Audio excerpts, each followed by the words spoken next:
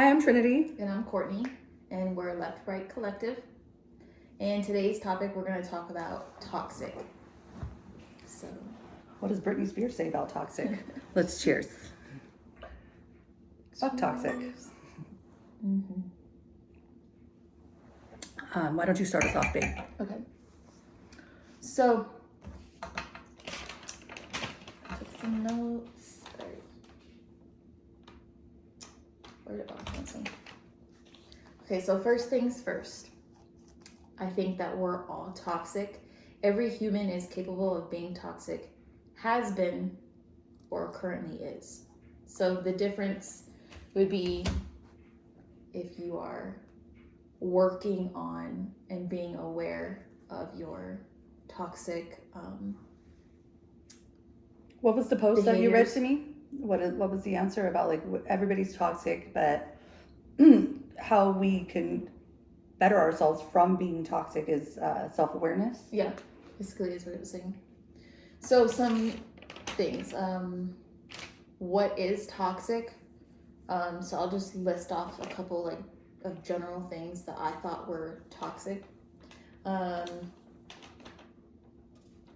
Someone who takes advantage of your time and energy, that's toxic. Liars and manipulators, toxic. Controlling behavior, abandonment, holding in your feelings and emotions, which that's my toxic trait. I don't vocalize I feel like enough. the first few is generally something we experience, and then that one is definitely like a self-toxic behavior. Yeah. Forcing situations, people pleasing, Self. Violence and abuse, and then negative self-talk. So I wrote basically everything is toxic because it is. I just think it's how you. I don't want to say this.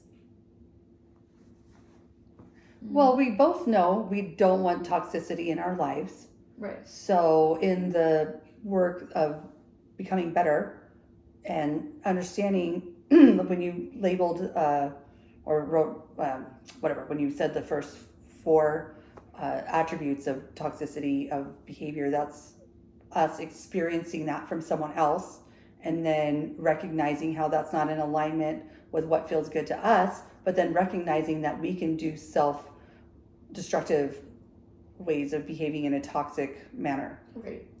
And I think one of the major reasons why I chose this topic is because especially this year, that seems to be the pattern in my life. Just with everything that's happened and what has surrounded me and how I've reacted to it. So yeah, I just think awareness is a huge. So I will go from there and say that in this past year as well, I've recognized some toxic behaviors of people I've attracted into my experience.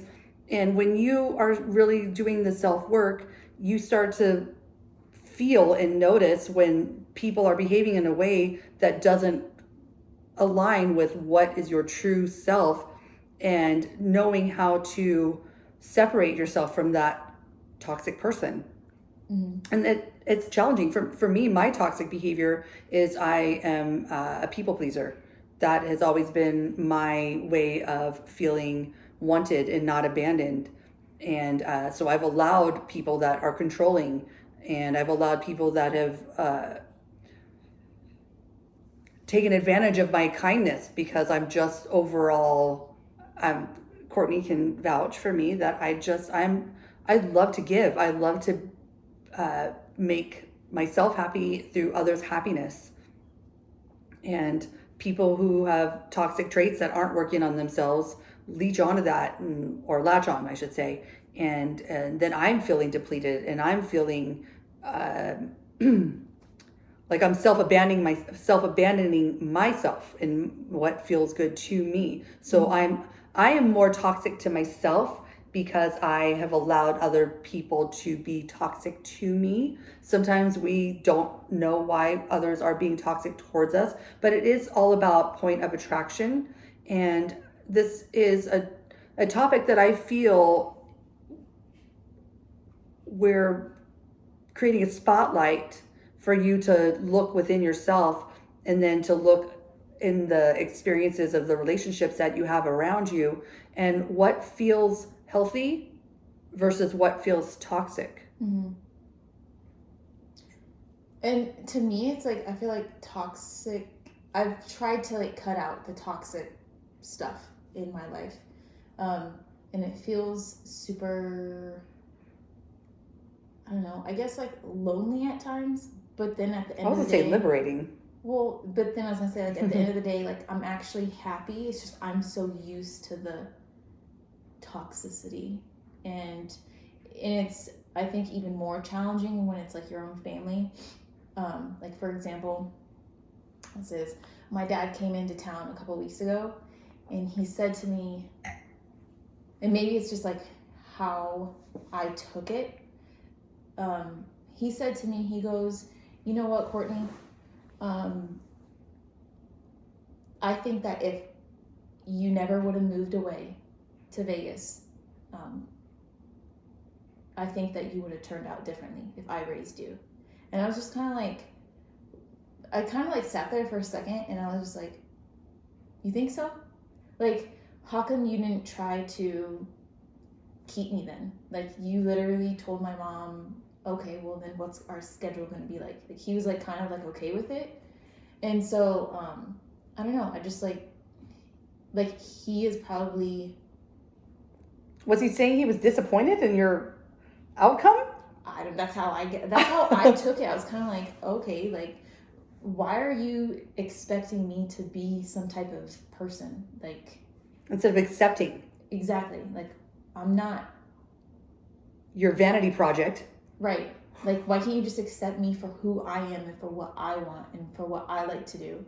And so I don't know. I just think that's like a good point to bring up, because toxic can mean a lot of different things, family, friends, yourself.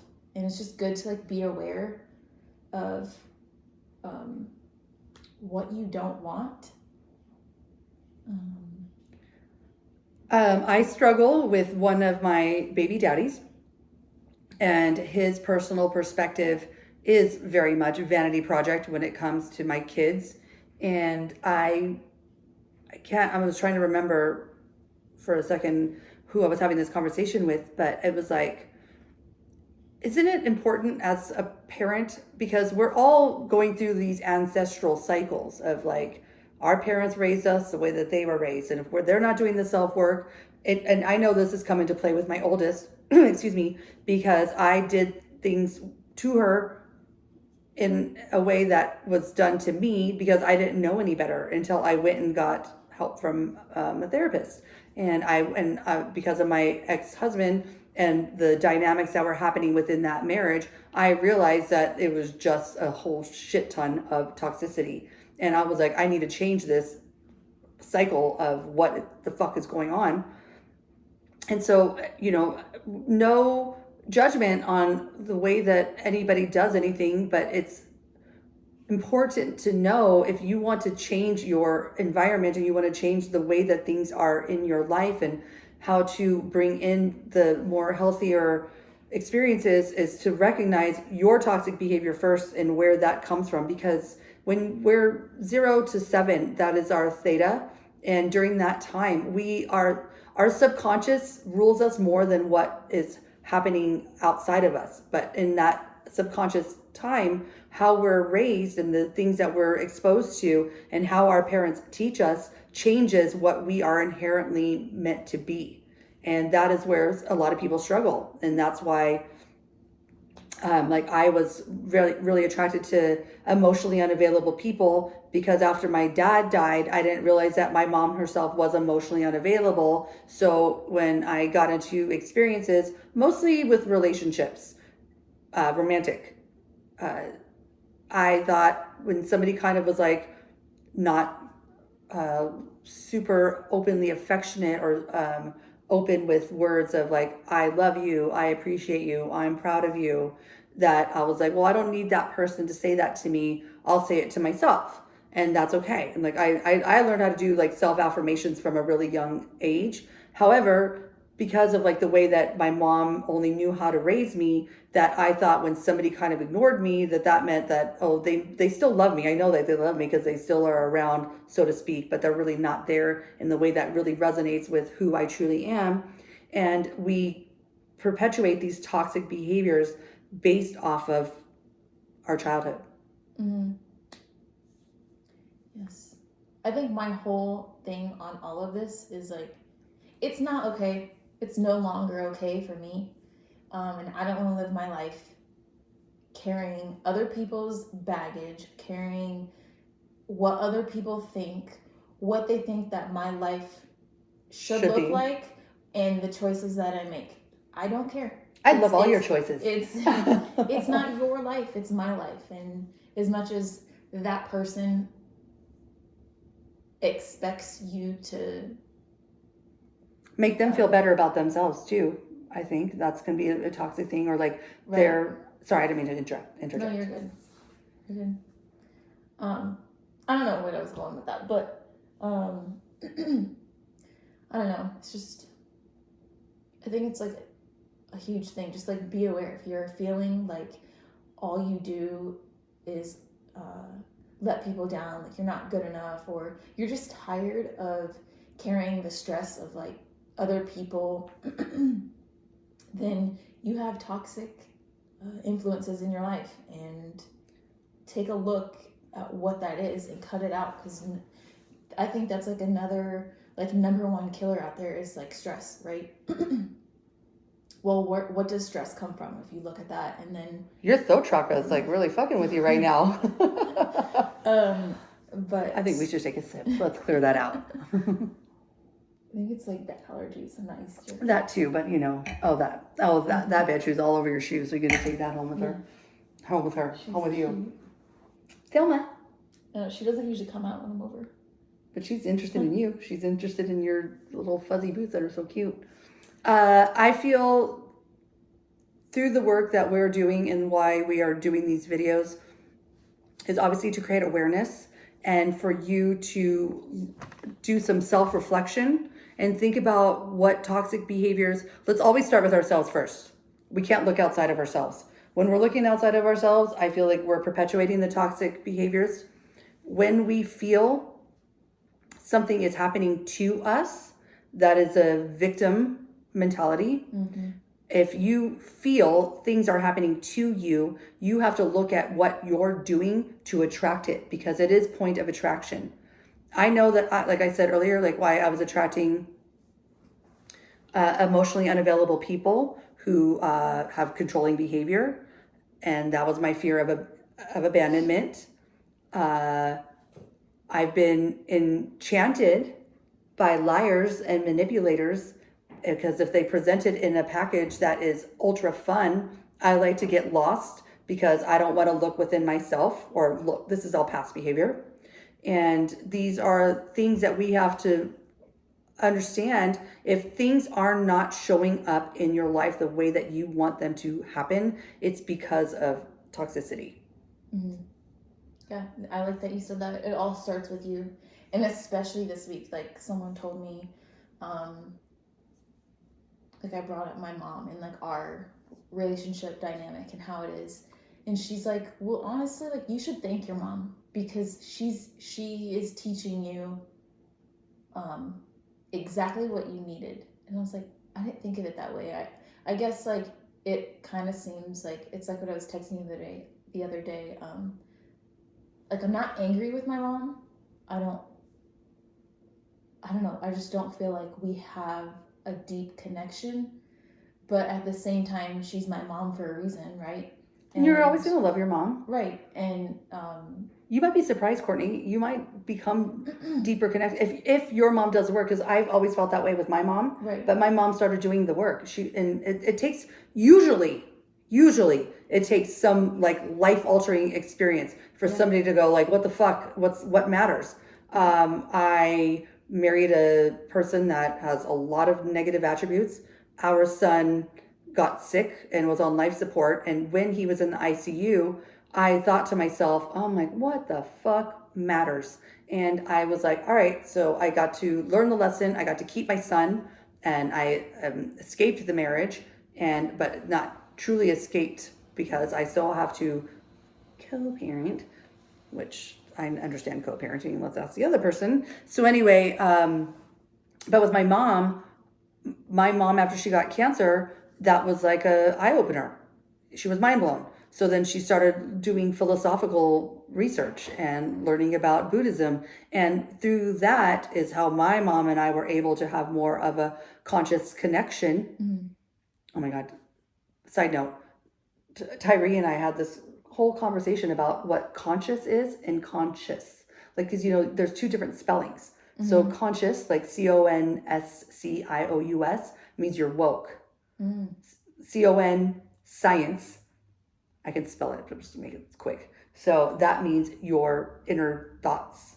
Because we had this conversation. I was like, I knew that there were two spellings, but I didn't really, I was like, let's fucking Google it. So we are here all about the conscious experience of being woke. And then if you're having the conscience, which is conscious experience of thinking inner thoughts of like your moral compass, so to speak, that is how you become woke. Mm-hmm. Yep. Interesting. It's all interesting, isn't it? It is. So my apologies, because I'm the one who is more in control of our YouTube and posting our videos. I seem to be inept at putting the ability to write comments below. I've tried to fix this, so I'm going to work on that so we can have comments, questions. Let's make a dialogue. We're not experts. We are just living our lives, and through our life experience, we are coming up with conversations and chats about things that most people often don't talk about, because people are really too busy I've said this before, my favorite topic is me, but in that experience, like, we're talking about this shit, but a lot of people don't want to do like the emotional intelligence work. And that's really what Courtney and I are so passionate about, because we don't, like, some people feel uncomfortable going to therapy. So you just have to know that there are others that are out here that want to have these types of conversations. We're not here to tell you what to do. We're only here to share what we've learned through our own personal experience. Right. And if that helps facilitate something within you to do healing work, that is what our goal is. And we appreciate anybody that watches us and appreciates our input. And we just want to make the world a better place with less toxic. That's it. What do you think? Good? Yep. Thank you.